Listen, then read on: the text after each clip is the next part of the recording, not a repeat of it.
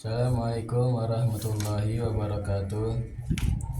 Alhamdulillah nahmaduhu wa nasta'inuhu wa nastaghfiruh wa na'udzu billahi min syururi anfusina wa min sayyiati a'malina may yahdihillahu fala mudhillalah wa may yudhlil fala hadiyalah asyhadu an la ilaha illallah wa asyhadu anna muhammadar rasulullah.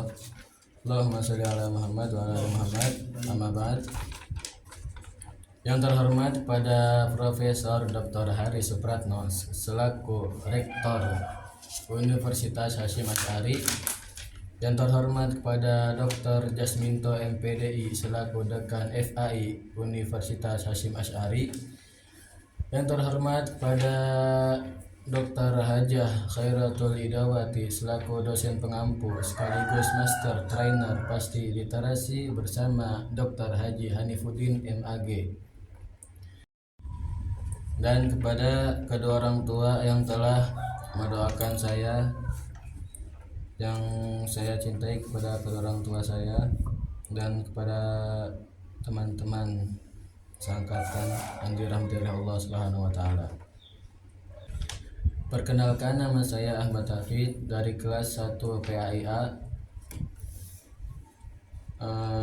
Saya di sini untuk menjelaskan peta imajinasi, yaitu yang berjudul membaca efektif.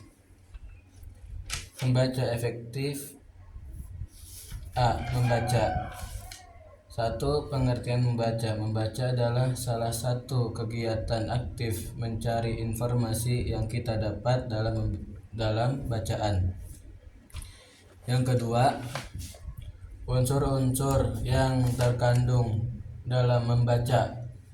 Unsur-unsur kemampuan membaca dapat ditelusuri dari pengertian membaca yang telah dikemukakan. Ketiga, jenis-jenis membaca. Jenis-jenis membaca ada 2 bagian. Yang pertama, membaca berdasarkan tingkatannya, dan ini juga terbagi menjadi 4 bagian. 1. Membaca permulaan. Membaca permulaan dianggap sebagai membaca tingkat dasar. Ini lebih mengutamakan kegiatan jasmani atau fisik. 2. Membaca infeksional. Membaca infeksional berkaitan dengan masalah waktu yang tersedia untuk membaca. 3. Membaca analisis. Membaca analisis merupakan membaca lengkap, baik dan sempurna yang dilakukan dalam waktu yang tidak terbatas dengan tujuan menganalisa tentang bacaan yang dibaca.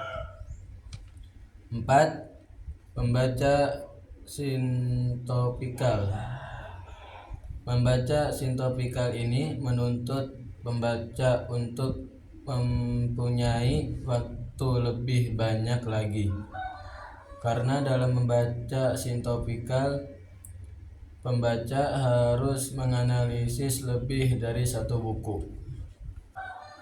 Yang kedua yaitu membaca berdasarkan kecepatan dan tujuannya. Ini terbagi menjadi 4 bagian. 1. Membaca kilat atau skimming. Salah satu cara membaca yang lebih mengutamakan pengungkapan esensi materi bacaan. 2. Membaca cepat atau speed reading adalah membaca yang dilakukan dengan kecepatan yang sangat tinggi. 3. Membaca studi atau careful reading, yaitu memahami, mempelajari, dan meneliti suatu persoalan. 4. Membaca reflektif atau reflective reading, yaitu untuk menangkap informasi dengan terperinci dan kemudian melahirkan kembali atau melaksanakannya dengan tepat sesuai dengan keterangan yang diperoleh. B. Membaca cepat. Membaca cepat terbagi menjadi 6 bagian. Yang pertama, pengertian membaca cepat. yaitu membaca sekejap mata atau selayang pandang. Yang kedua, pemahaman dalam membaca cepat, yaitu kecepatan membaca harus fleksibel. 3. Kegunaan membaca cepat, yaitu menghemat waktu, menciptakan efisiensi, sedikit waktu yang diperlukan, menghibur, memperluas mental, membantu berbicara dalam efektif, yaitu membantu berbicara secara efektif, membantu menghadapi ujian, meningkatkan pemahaman.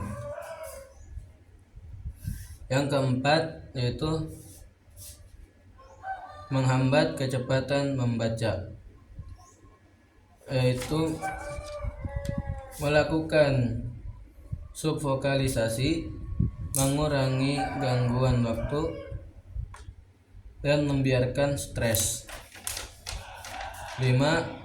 Kebiasaan positif yang dapat menunjang peningkatan membaca cepat.